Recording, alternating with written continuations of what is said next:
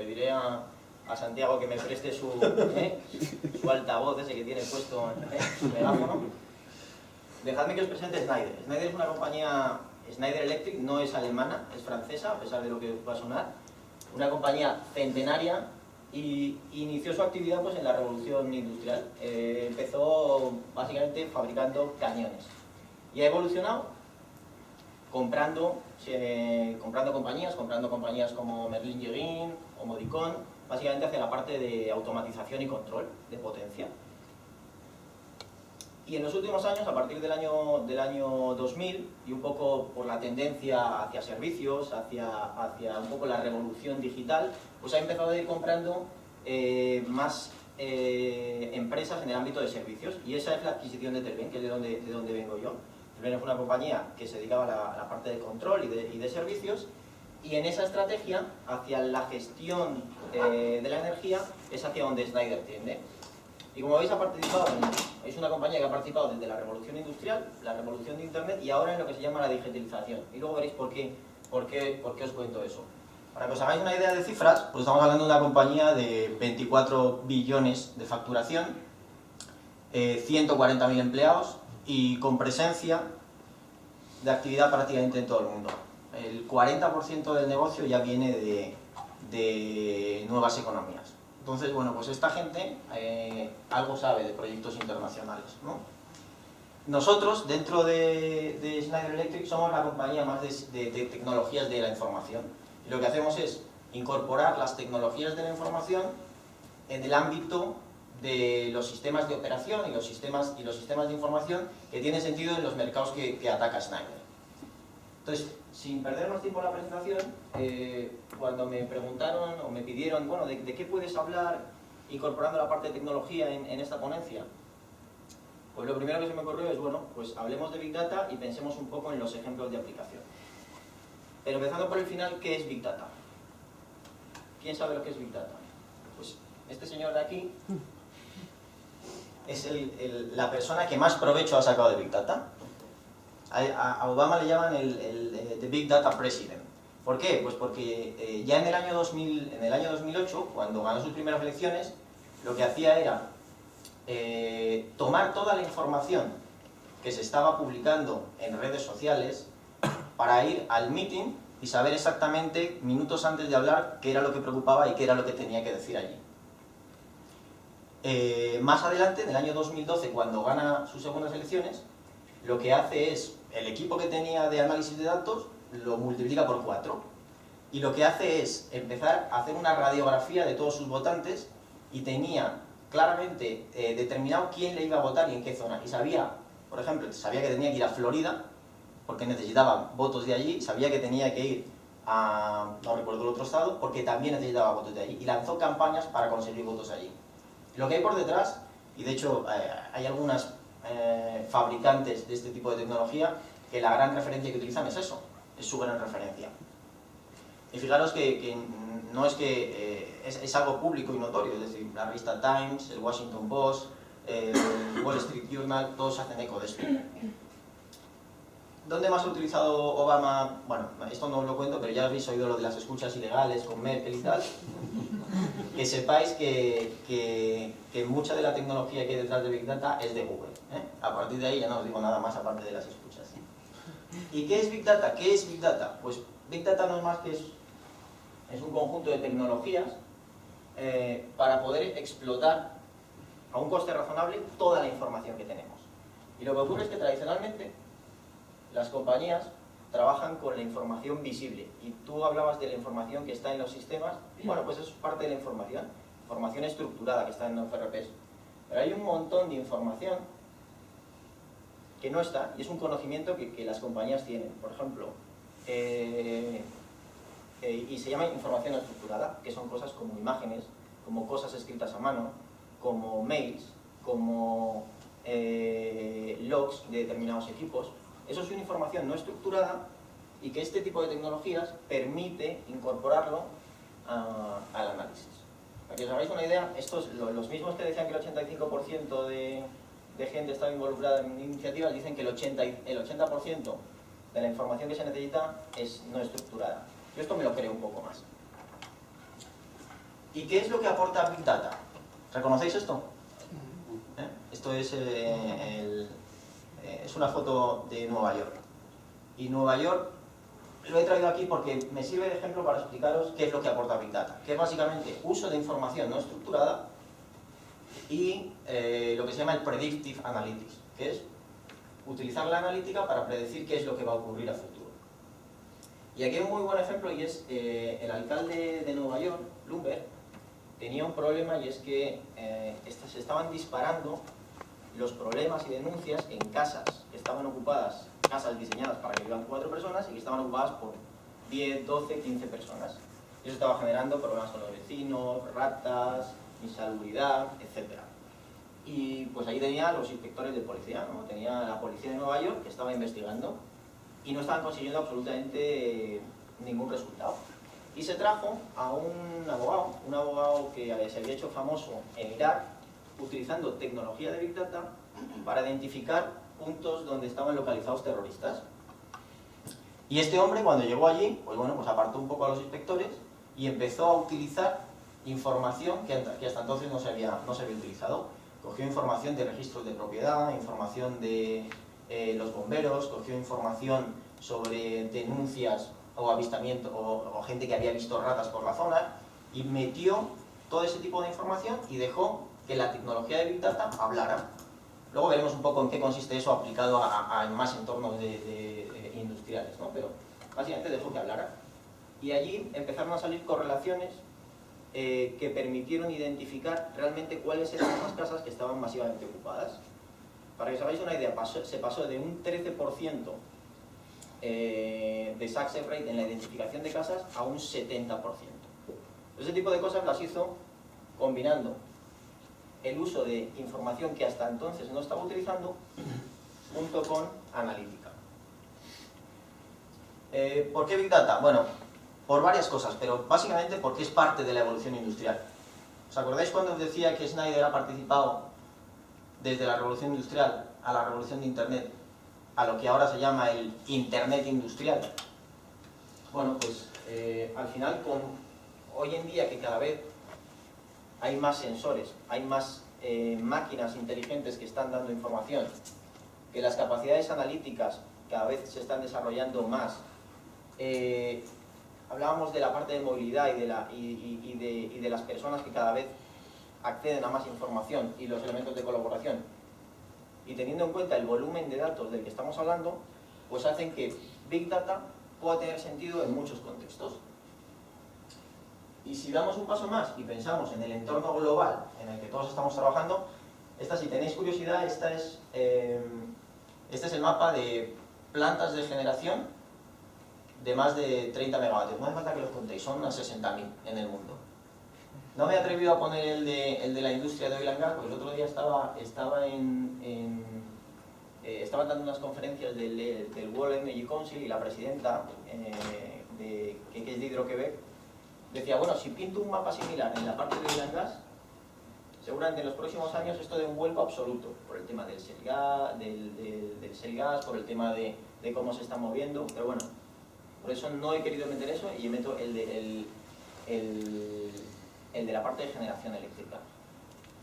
Y básicamente, si pensamos en toda la información que se está generando en un entorno global y además nos damos cuenta que las operaciones que se llevan a cabo en cada uno de los países pues involucran a gente de todo tipo.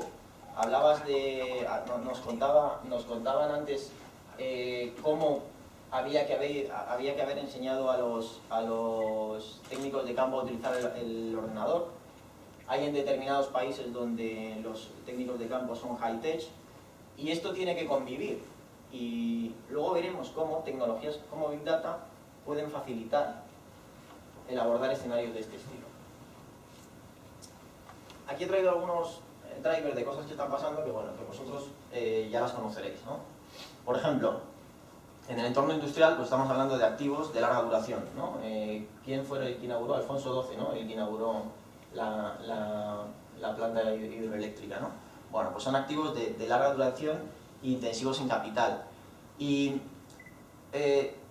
la base, o básicamente el objetivo principal es balancear los costes de vida de la planta con respecto a los costes de producción. Y además esto ocurre en un contexto donde continuamente se está monitorizando la infraestructura. ¿Por qué? Porque una parada no programada pues tiene un impacto escandaloso. El otro día leía un informe que hablaba que aproximadamente se pierde por paradas no programadas como el 5% de la producción total de las plantas. No sé si fiarme de ese dato o no, seguramente vosotros tendréis información un poco más fiable, pero es algo donde prácticamente todo el mantenimiento está enfocado hacia ello, ¿no?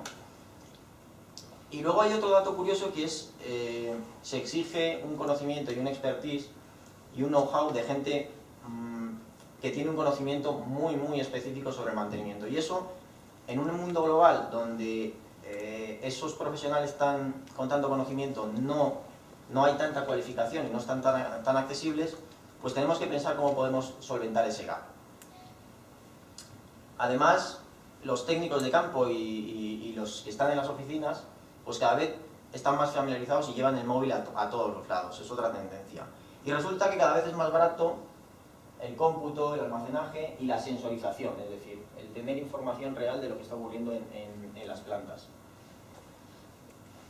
Y esta información además la tenemos en tiempo real y está sincronizada. Hablábamos antes de cómo con IFS se integra información de proyectos con información de activos, incluso se puede traer información a través de OPC de elementos de campo. Pues bueno, pues tenemos un montón de información que puede hacer que Big Data tenga sentido. Pero uno se para a pensar y dice, los costes de los sensores están bajando, es decir, tenemos más sensores en campo, tenemos más datos, pero ¿es realmente necesario utilizar Big Data en una planta? ¿Cuántos vosotros que operáis, bueno, vosotros, no sé cuánta gente opera plantas aquí, pero en muchas ocasiones realmente la información necesaria para gestionar una planta pues no tiene un volumen tal que exija utilizar este tipo de tecnologías. Se pueden utilizar para otras cosas, pero muchas veces no tienen ese volumen. Y además hoy en día, con las técnicas y las soluciones de mantenimiento predictivo, las soluciones de gestión de activos, de CMMS y con los sistemas que hay, pues las cosas están funcionando razonablemente bien, ¿no? Yo no sé, Santiago, si nos decías tú una referencia que era ¿quién de vosotros nos decía que estaba el 99% de la planta operativa? ¿No? ¿No erais uno de vosotros? Me parece que era él diciendo que el 2% de paradas de mantenimiento no programado. Entonces, digamos que con lo que hay ahora mismo las cosas funcionan razonablemente bien, ¿no? Entonces, pensemos por qué puede ser necesario. Y si nos centramos en solo un activo, el que queramos, una turbina, por ejemplo, hemos estado hablando de turbinas, pues ya se hace una monitorización y un mantenimiento planificado, es decir, hay determinadas variables que se sensorizan y se comparan con un umbral que en la monitorización tradicional pues está fijado. Es un umbral que viene definido típicamente por el fabricante. Bueno, eso te permite tener poder alertarte con muy poco tiempo, pero puedes recibir ciertas alertas. La evolución o el mantenimiento predictivo va más allá y lo que hace ya es establecer una predicción sobre cuál es el comportamiento esperado y monitoriza las variables en tiempo real con respecto a ese mantenimiento, con respecto a ese comportamiento esperado, que no tiene por qué ser el definido por el fabricante, sino en función de ciertas relaciones que ya se han identificado que ocurren entre determinadas variables. Bueno, y con esto es razonablemente óptimo realizar el mantenimiento de una planta y la operación de una planta. ¿Qué es lo siguiente? ¿Cuál es el siguiente paso? Y de hecho esto es algo que ya está muy extendido. Pues el mantenimiento a través de Predictive Analytics. Predecir qué es lo que va a ocurrir. Y cuando hablamos de eso, pues estamos hablando de que estamos pasando de modelos matemáticos, modelos basados en ecuaciones matemáticas, a modelos predictivos basados en datos. ¿Os acordáis de lo que os contaba en Nueva York? Pues los modelos y las ecuaciones matemáticas es lo que hacía la policía. Y lo que hace el amigo Mike Flowers, el ex abogado de Irak, es predictivo. Es utilizar todos los datos disponibles y que sean los datos los que deriven cuál es el modelo real de comportamiento de un activo. Sin entrar mucho al detalle, básicamente estamos hablando de machine learning, de data mining, de modeling, que lo que hacen es, a partir de un volumen de datos y de ciertas variables, aplicar criterios estadísticos para identificar cuáles son las correlaciones y definir un modelo de comportamiento que es el que define realmente a cómo se comporta ese activo. Y estos son los clústeres. Bueno, pues en función de los muestreos, esto es la manera en la que normalmente se comporta un activo. Estos modelos, que además van autoaprendiendo en función de cómo van cambiando las variables, permiten que al monitorizarlo en tiempo real, el comportamiento del activo frente al modelo que tiene en cuenta el comportamiento real y no el predecible ni el fijado por el fabricante, permite predecir cuáles son posibles fallos pues con un tiempo que cada vez es mayor. ¿Y esto qué es lo que añade? Pues añade la posibilidad de incluir muchas más variables. Pensar en el histórico acumulado del funcionamiento de ese activo en las plantas que yo tengo por el mundo en los X años. Si eso se pone todo junto, es necesaria una capacidad analítica muy fuerte para poder... Se utiliza mucho el diferenciar la señal del ruido, ¿no? Si pensamos en el osciloscopio, ¿no? Yo me acuerdo cuando ibas ampliando, haciendo zoom en el osciloscopio para poder separar la señal del ruido, pues esto es exactamente lo mismo. Conforme más analítica, más fácil es separar de todo ese volumen de señales cuál es lo realmente relevante. Y de lo que se trata es de descubrir los patrones a partir de la información. Y esto solo pensando en el activo. Si doy un salto más y me olvido del activo y me voy a nivel de planta o a nivel de compañía, pues resulta que hay todo un conjunto de sistemas que también me están dando información, y especialmente relevante para la parte que estamos hablando, pues podemos estar hablando del sistema de gestión de activos, que además toma información de datos de campo, toma información de datos financieros y se tiene información pues como información de activos, costes de mantenimiento, costes de proyectos, presupuestos, órdenes de trabajo, compras. Bueno, toda esta información es información disponible que, si lo pensamos desde una perspectiva de Big Data, se puede incorporar al modelo. Hablamos de los sensores, que es el ejemplo de aplicación de Big Data para el predictivo. Hablábamos de la información que está en los sistemas. Esa es una información que es lo que se llama, en Big Data se llama información estructurada, es decir, la tengo en los sistemas y la puedo explotar. Y luego está la información no estructurada. Información no estructurada son logs, son fotos, son work orders, son work orders de trabajo hechas a mano, son manuales, son, por ejemplo, foros especializados que los fabricantes ponen sobre información sobre sus activos, son foros de intercambio de opinión de distintos empresas que se dedican a la operación y mantenimiento, son todos los logs y los sensores que vienen de las máquinas. Es toda una información que esta tecnología permite incorporar al modelo y que hace, que os acordáis del iceberg, que no solo se utiliza lo visible, sino que se puede incorporar todo lo visible. Y si a esto añadimos nuevas fuentes, como por ejemplo información sobre weather, información sobre mercados, información sobre demanda, y añadimos toda la parte social y toda la parte de colaboración, pues nos encontramos con un volumen de información que se puede tratar desde tecnología Big Data a través de la analítica. Y como lo mejor es un ejemplo, pues vamos a poner un ejemplo, por ejemplo, de una planta de generación eólica, un molinos. Bueno, pues pensemos en una turbina. Si pensamos solo en una turbina aislada, estamos hablando de ciertas variables que se monitorizan en tiempo real y que permiten controlar esa turbina. Bueno, me he pasado aquí. Si pensamos en la agrupación de esas turbinas en una planta, pues ya empezamos a tener 30 señales por turbina, y cada una de esas turbinas me está dando aproximadamente 200 variables a monitorizar, y aquí ya empieza a tener sentido la aplicación de analítica y la aplicación de predictivo, como lo hemos visto antes. Pero ¿qué pasa cuando esto lo agregamos y empezamos a querer sacar información sobre las plantas que yo tengo por todo el mundo? Pues entonces estamos hablando de centralizar información y de utilizar un volumen de datos que ya es Big Data. Esto ya es Big Data. Y de hecho, me está jugando la pasada.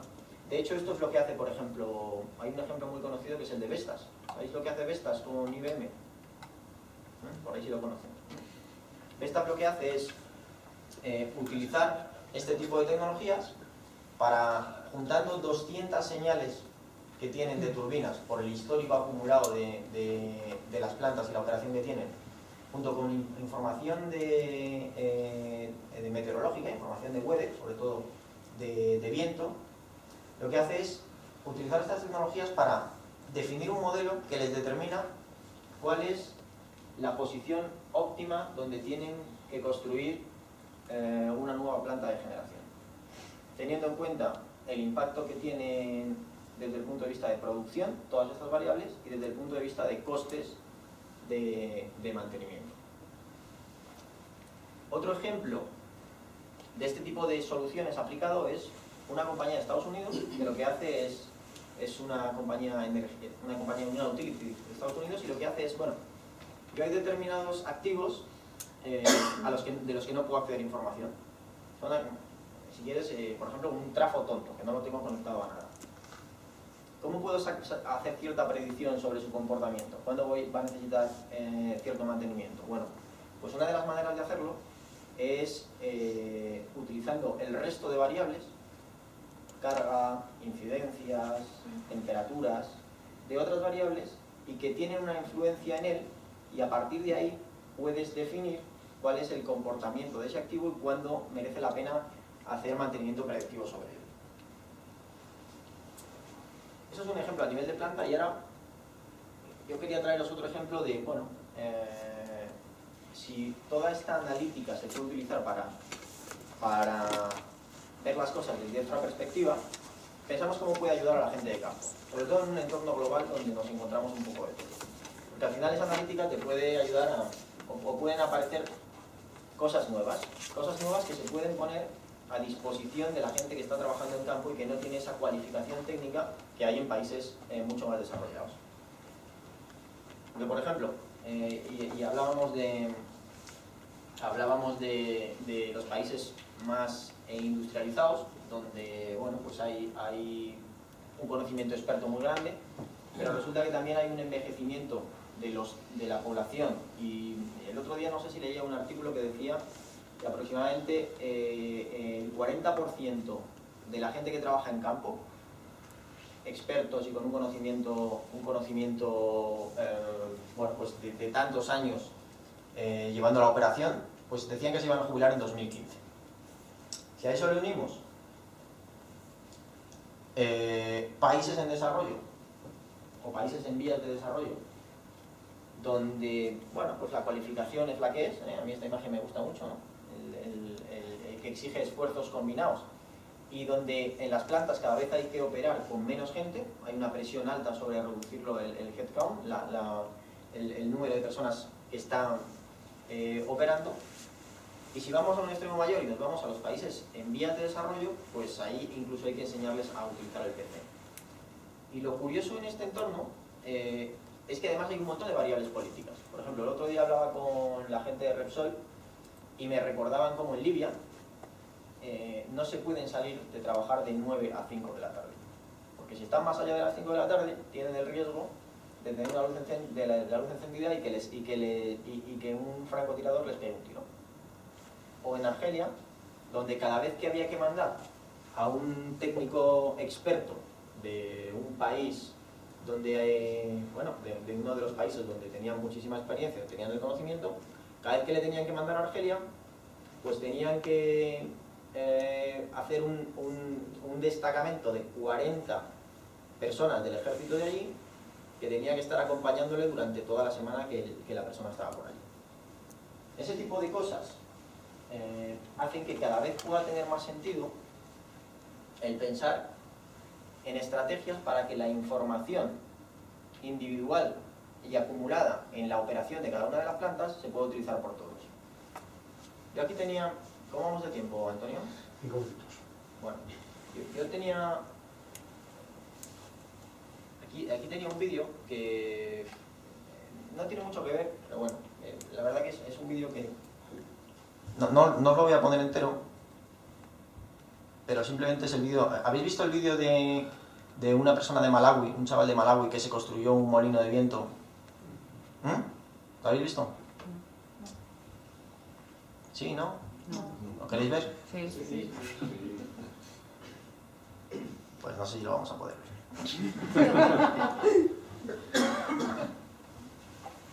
Si no lo podemos ver, os lo cuento. No, tiene toda la pinta de que no vamos a poder. Pues a lo mejor os lo cuento.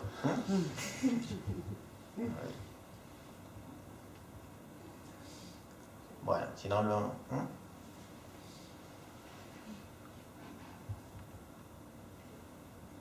Os lo cuento. Os lo cuento y ya lo buscáis por internet. Y son los vídeos del TED.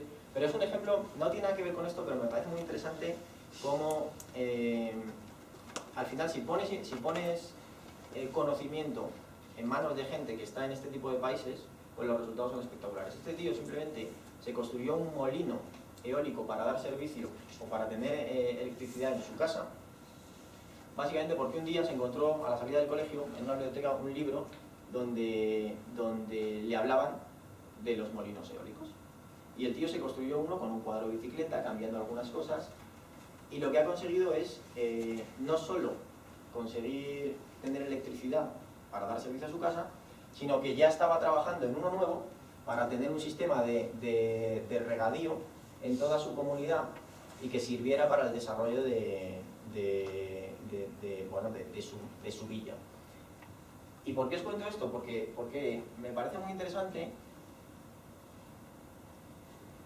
Me parece muy interesante ahora que en el contexto internacional nos encontramos con activos y plantas difuminadas por el mundo, ¿cómo puede tener sentido? Y de nuevo estamos hablando de conceptos que se pueden resolver con tecnología de Big Data y con colaboración. Centralizar el conocimiento recolectando información de lo que está ocurriendo de manera parcial en cada una de las plantas y en cada uno de los activos, para que luego ese conocimiento central, ese libro con la experiencia acumulada de toda la gente que había hecho molinos, llegue a la gente que está trabajando en campo, a las distintas plantas, donde los niveles de cualificación quizá no son tantos, pero permitan, desde un conocimiento centralizado, tener una operación descentralizada, apoyándonos en técnicos locales. Y este concepto es algo que de hecho pues se está utilizando, y os voy a contar una iniciativa que hay dentro de Schneider Electric. Básicamente, como os imagináis, Schneider tiene repartidos por el mundo equipamiento de todo tipo. Trafos, PLCs, variadores de frecuencia. Y esos equipos exigen cierto mantenimiento. Bueno, pues hay una iniciativa enmarcada bajo el paraguas de Field Services, donde esa manera de centralizar el conocimiento y descentralizar la operación, poniendo al servicio del ámbito local toda la capacidad de análisis centralizada, pues permite enfocarlo en un enfoque por fases. Una primera fase es la fase de sensorización, es decir, medir y obtener la información de todos los equipos de campo. Una vez esa información se tiene disponible, el siguiente paso es analizarla, ordenarla y ponerla a disposición de cada persona que lo necesita. Pero digamos que no se pone toda la información a disposición de todo el mundo, sino que se pone la información necesaria para cada uno, de manera que puedan mejorar el rendimiento de la operación. El siguiente paso es, bueno, una vez que se tiene todo ese volumen de información y que se tiene analizado, el siguiente paso es, ¿recordáis la parte de predictivo? Esos modelos matemáticos, esas analíticas para identificar correlaciones entre todo el histórico que se tiene junto con variables externas. Bueno, pues aquí es cuando se aplica. Y cuando se aplica eso, lo que se consigue es que se pone a disposición de la gente que está en campo el conocimiento acumulado y la información acumulada de experiencias de N plantas por el mundo, analizadas con la información relacionada y que justo es información que les impacta en sus operaciones diarias. Y este tipo de tecnologías es lo que permite. Cuando ese volumen de información va creciendo, cada vez este modelo se hace más predecible, permite ampliar los tiempos con los que se puede identificar cuál es el mantenimiento que exige un activo, y al final es un círculo que permite que, centralizando información, las operaciones distribuidas o las operaciones en cada una de las plantas cada vez sean más autónomas por el hecho de disponer de esa información. Os he contado algunos ejemplos, pero bueno, hay otros muchos más y en muchos sectores. Y voy rápido, simplemente dándoos algunos ejemplos. Por ejemplo, en Telco. En Telco, por ejemplo, ¿cómo están aplicando Big Data? Bueno, pues de muchas maneras. Nosotros estamos trabajando con Yoigo para explotar toda la información de los CDRs. Los CDRs son los logs de las llamadas de teléfono.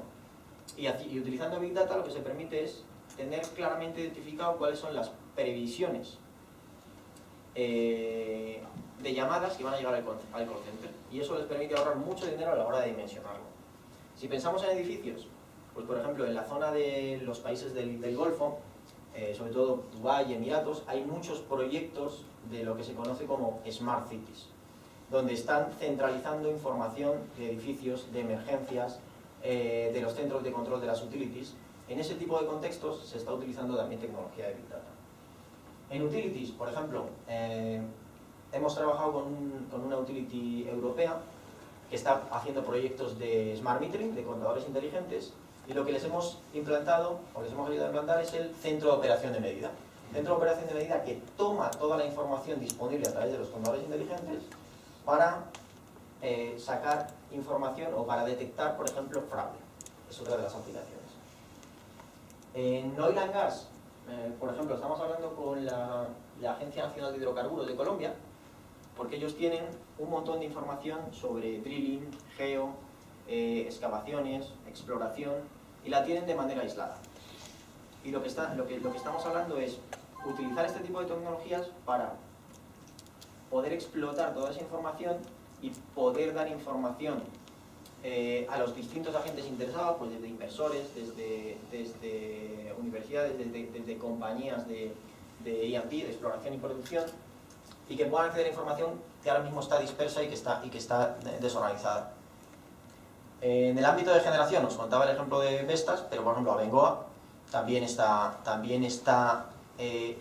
centralizando información de muchas de las plantas de generación para poder aplicarle una analítica desde un punto de vista global.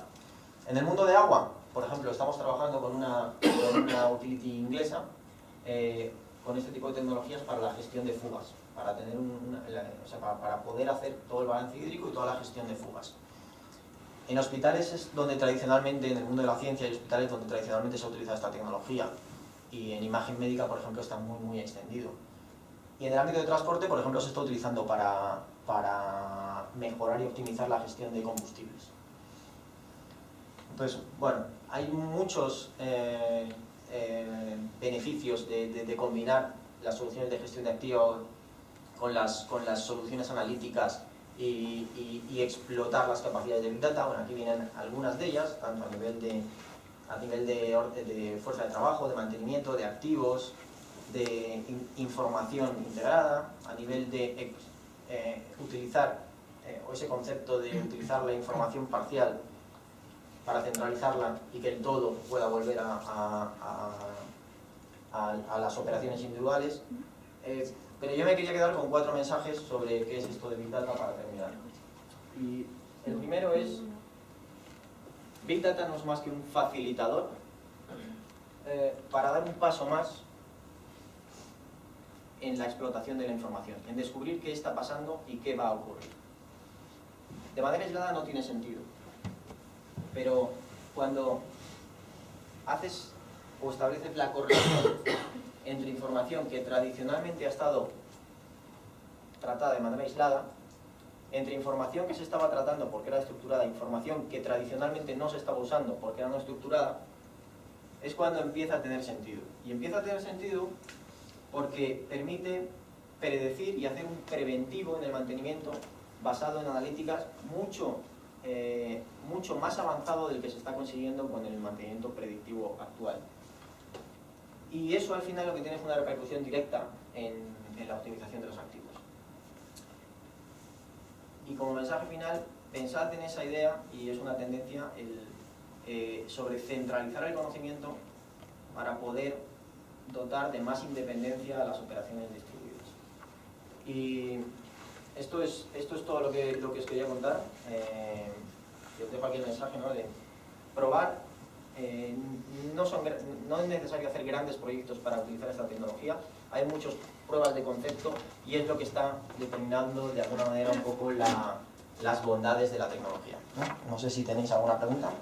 ¿Alguna pregunta? Bueno, pues el listón lo tiene alto también, ¿eh? O sea, un aplauso para él. Si queréis buscar el vídeo, buscarlo en TED, me merece la pena verlo, y poner el TED del molino eólico o algo así, y me merece la pena. Bueno, pues la verdad es que creo que hemos disfrutado de 4 ponencias muy interesantes. Yo me he quedado con como un resumen de orden práctico desde mi punto de vista, ¿no? Carlos nos ha enseñado